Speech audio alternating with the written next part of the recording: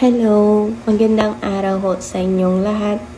Ako po si Jessa Fulgencio, taga Isabela, Philippines at nagtrabaho po ako bilang isang domestic worker sa bansang Kuwait sa loob ng 2 taon. Nakita ko ho dati sa Facebook ang magagandang video reviews ng mga Scanian students na nakapag-engganyo ho sa akin upang mag-aral ulit at upang madagdagan ang kaalaman ko ho sa computer at mapabuti na rin ho ang aking career sa mga susunod pang taon.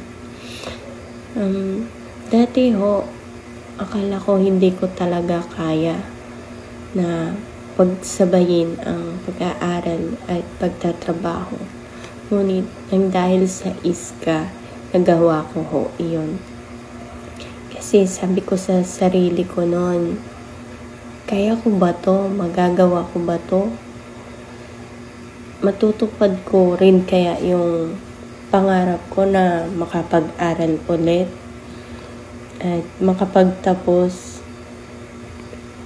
magkaroon ng magandang kinabukasan. Ito na nga yun, malapit na ho akong makatapos. Kaya nagpapasalamat ho ako sa mga staff at sa lahat ng bumubuo ng ISKA, lalong-lalo na sa aking butihing guro na si Miss Susan.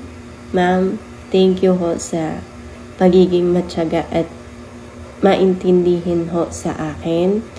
Kaya maraming salamat.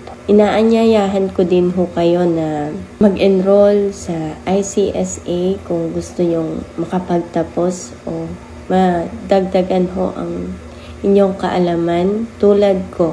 Maraming salamat po.